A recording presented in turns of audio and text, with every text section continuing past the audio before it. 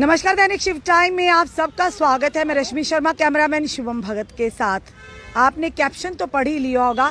बड़े बुजुर्ग कहते थे, जब बेईमानी तेरा सहारा। लोगों को आज भगवान का भी डर नहीं। ये क्यों हम कह रहे हो, क्यों इस तरह का कैप्शन डाला है? सबसे पहले एक परिवार से हम मिलवाते हैं।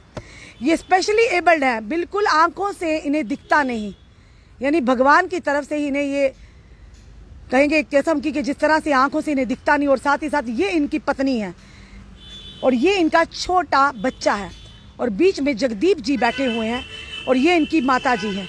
आज इन्हीं की कहानी है, आप इन्हीं की जुबानी और आप तक ला कर लेने आए हैं, क्योंकि हमारी जनता ने हमेशा सहयोग किया है और उन लोगों को एक्सपोज करने में हम पीछे कतई नहीं रहते हैं, जो लोग कहीं ना कहीं अपने ओहदों की मनमानी करते हुए गरीब जनता का हक मारने का लगातार प्रयास करते हैं।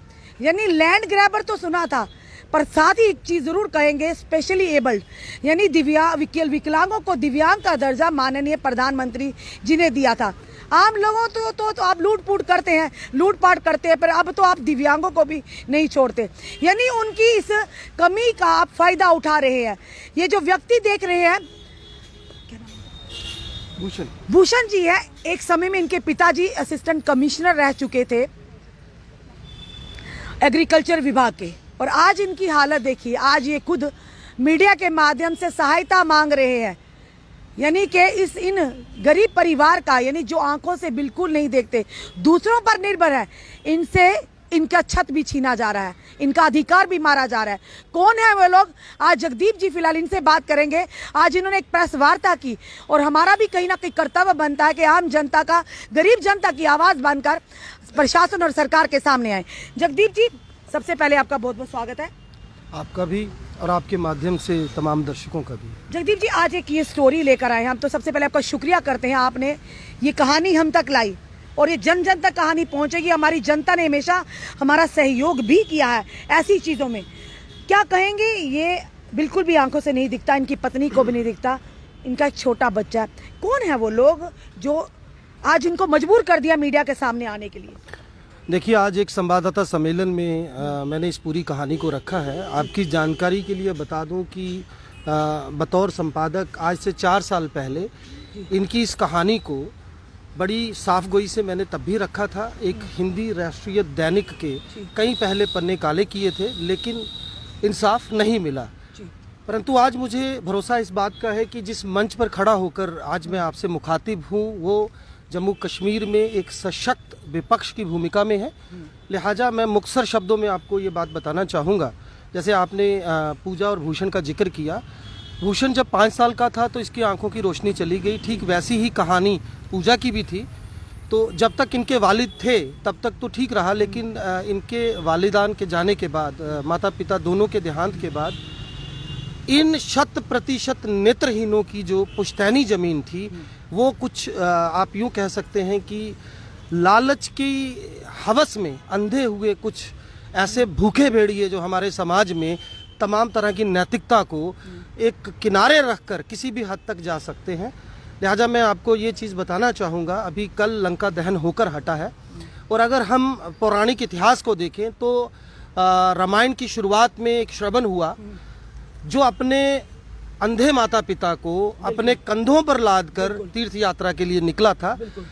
वो द्वापर युग का श्रवण था, ये कलयुग का श्रवण है। इसकी उम्र 4 साल के करीब है।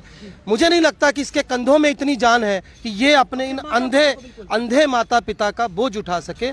दूसरी सबसे बड़ी बात, हमारे समाज में किसी को अंधा कहना एक गाली होता है, लेकिन इन 100% नेत्रहीनों की पुश्तैनी जमीन भाजपा के एक कारकुन ने ना केवल जबरन जोत ली, बल्कि अफसोस इस बात का है कि उस तहसीलदार का कलेजा नहीं लर्जा, उसे शर्म नहीं आई कि जब 2 अंधे उसके दरवाजे पर धक्के खाते आए तो उनको कोई इंसाफ दे सकता।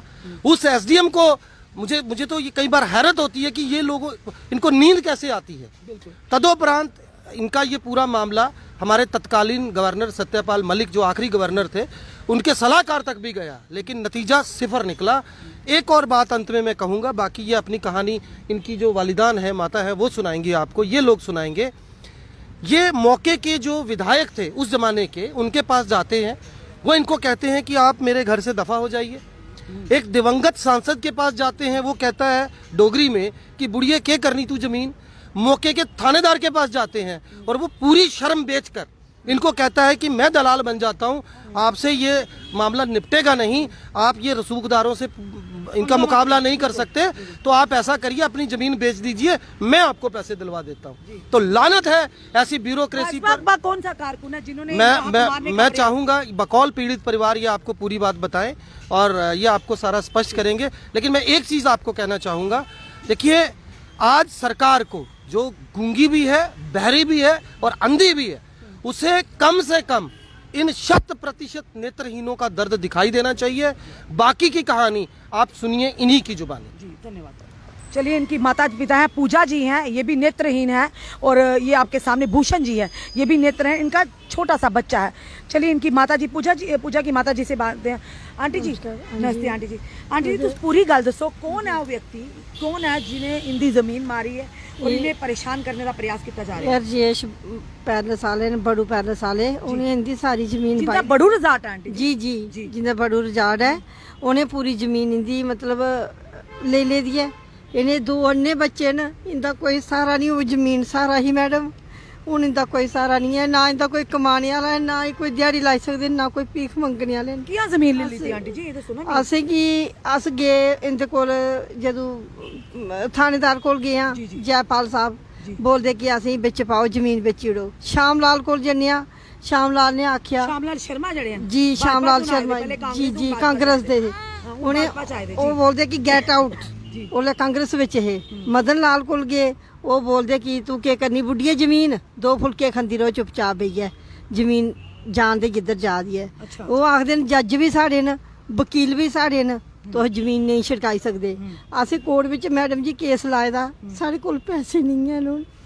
अस इक फौज दी पेंशन लैने आ, ओहदे विच इन्हें 3 पाला दी इंदा इलाज करा दी, इंदी दवाई आना दियां, एह् बच्चा पाला दी, बच्चे 5वां साल लग्गी गेदा, असें दी स्कूल एडमिशन करानी है, अस कोई सहारा नहीं है। और साढ़े कोल एक फौज दी पेंशन मिलदी है, ओहदे पिछू। कदों जमीन ਤੁਹਾਡੀ ਕਿੰਨੀ ਕਿੰਨੀ ਕਿੰਨੀ ਜ਼ਮੀਨ ਹੈ? जमीन इंदी है 9 कनाल ते 14 मरले उत्ते जमीन है बड़ू रजाड़ कोल। सारी जमीन ले ली उन्होंने? जमीन नहीं 4 कनाल इंदे कोल बाकी बची दी है, किश 5 कनाल बड़ू ने जबरदस्ती बाई ले दी इंदी जमीन।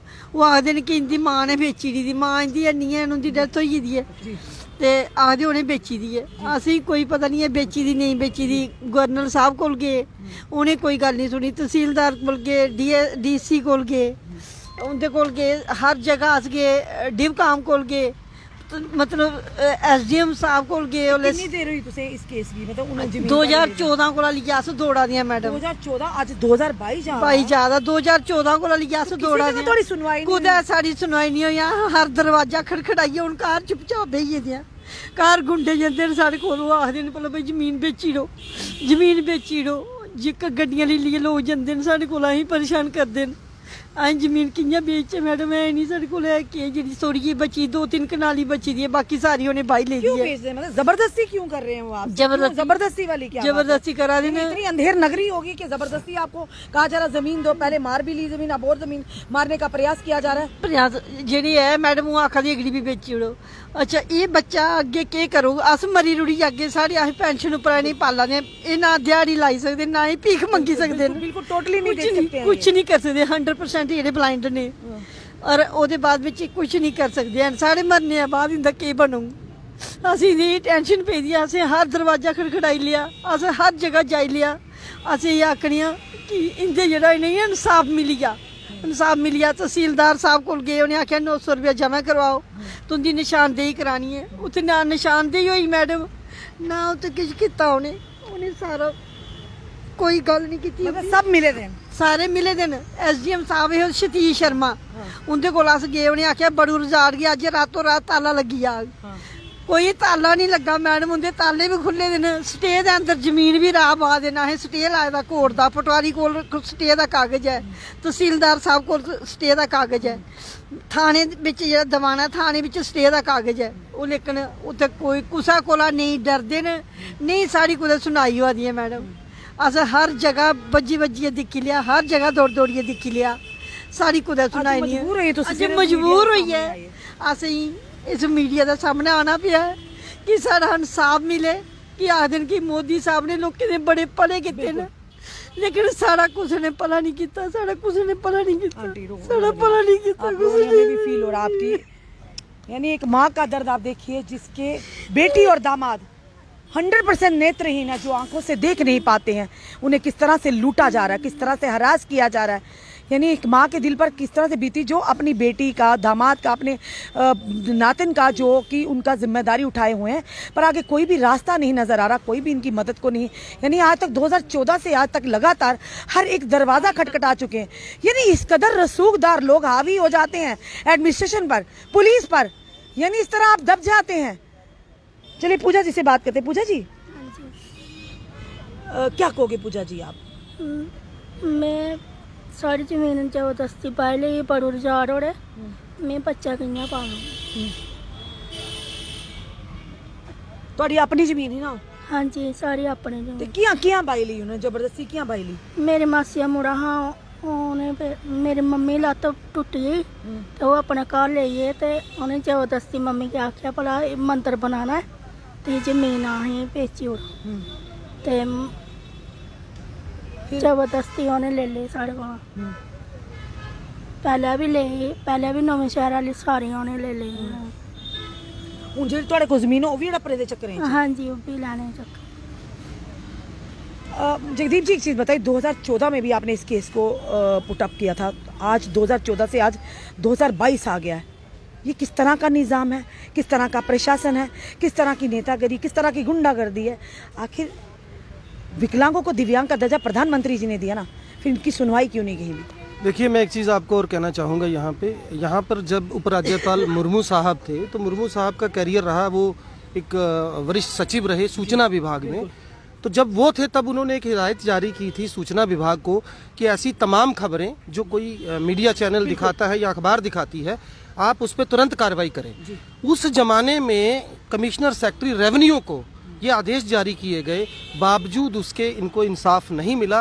मैं सिर्फ आपसे इतना कहूँगा, पूरी ईमानदारी के साथ, पॉलिटिक्स को एक तरफ रखकर, अगर आज आम आदमी पार्टी की सरकार होती, 1 घंटे में इनकी जमीन इनको मिलती।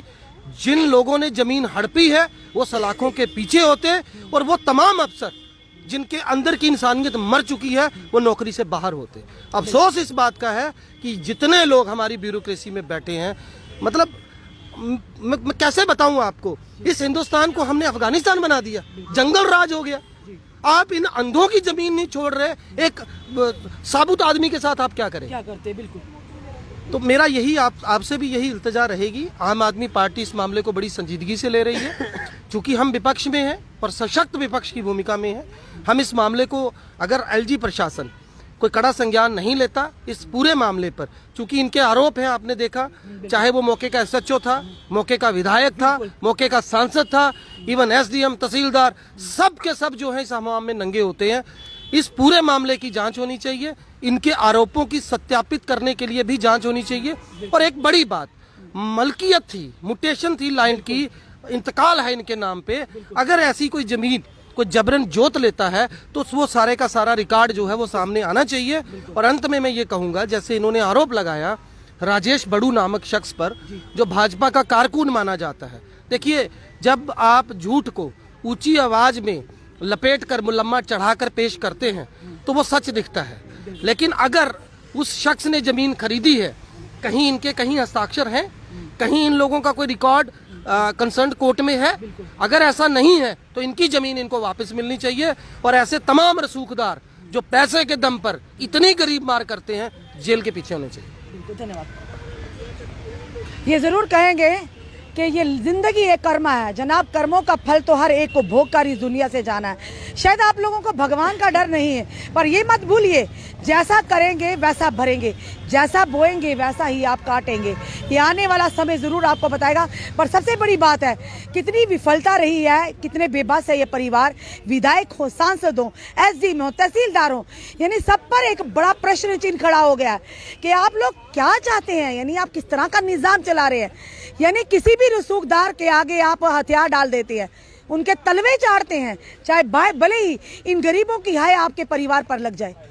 फिर से कहेंगे कि जरूर ये कहेंगे कि ये जिंदगी कर्म है, जैसा आप करोगे कल आपके आगे भी वैसा ही आएगा। भगवान ना करे कर आपका अपना कोई इस कगार पर हो और वो आप किसी के पास जाए, किसी विधायक के पास जाए, किसी सांसद के पास जाए, किसी एसडीएम के पास जाए, किसी तहसीलदार के पास जाए और वो भी ऐसे आगे से जवाब दे, तो खुद सोचिए कि आपको अपना करा हुआ याद नहीं आएगा। ये बड़ा सवाल रहेगा। जितने भी एनजीओ है, जितने समाज सेवी हैं, हम उनसे भी गुहार लगाते हैं, उम्मीद करते हैं, क्योंकि आपने हमेशा साथ दिया। जब भी हमने इस तरह की कहानी लेकर आए हैं, बेबस लोग हैं, लाचार लोग हैं, मजबूर लोग हैं और आम जनता का मदद चाहते हैं, आम जनता का सहयोग चाहते हैं, हम जरूर उनसे भी कहेंगे आप बढ़ चढ़कर इन लोगों का, जिसमें भूषण जी और पूजा जी हैं, ये बिल्कुल नेत्रहीन है, बिल्कुल इनको आंखों से नहीं दिखता। एक छोटा बच्चा है इनका और इनकी पूजा जी की मदर है, इन्हीं के ऊपर जिम्मेदारी और उसके ऊपर ये पहाड़ दुखों का टूट पड़ा है। एक तो भगवान की तरफ से इन्हें ये कमी दी गई कि नजरें आंख रोशनी नहीं दी गई। कहते हैं दुनिया में आंखों की रोशनी सबसे बड़ी गनीमत है, अगर उस गनीमत से ही इन्हें नवाजा नहीं गया तो खुद सोचिए इनका जीना क्या। चलिए जमा पूंजी थी कि बुढ़ापे का सहारा बनेंगे, बच्चा है छोटा, खुद सोचिए अगर भगवान न करे इनकी माता जी को कुछ हो जाता है, एक ज़मीन ही है जो आगे चलकर इनकी रोजी रोटी का जरिया बनेगी, तो आप लोगों ने उनसे वो भी छीन लिया। यानी आप भगवान का डर को भी भूल गए। हम फिर से अपनी जनता से निवेदन करेंगे, जो भी इस समय अब देख रहे हैं और एडमिनिस्ट्रेशन देखिए, एलजी महोदय तक ये जरूर खबर पहुंचेगी, हम ट्विटर हैंडल से भी इस खबर तो उन तक पहुंचाएंगे कि वो लोग जिन्होंने उस समय, जो विधायक थे, सांसद थे, एसडीएम थे, तहसीलदार थे, जो भी एडमिनिस्ट्रेशन लोग थे, जिन्होंने उस समय इनकी बात नहीं सुनी, 2014 में इन्हें धक्के मारा गया, इन्हें नकारा गया, उन पर भी कार्रवाई होनी चाहिए। और वो व्यक्ति जिसका ये नाम ले रहे हैं, राजेश बड़ू, जो बड़ू रिजॉर्ट के मालिक है, उसके बावजूद भी वो इन गरीबों की, इन नेत्रहीनों की जमीन पर नजर रखे हुए। जनाब बड़े बड़े महल, राजे महाराजे की जमीनें यहाँ पर महल रह गए तो आप क्या चीज हैं जनाब। थोड़ा तो भगवान से डरिए। जरूर इस वीडियो पे अपने कमेंट दीजिए और इस वीडियो को जितना हो सके शेयर कीजिए। और जितने भी समाज सेवी हैं, फिर से कहेंगे, जितने भी सिविल सोसाइटी के लोग हैं, इनकी मदद के लिए सामने आइए। जुड़े रहिए हमारे साथ अगले अपडेट के लिए। जय हिंद, जय भारत।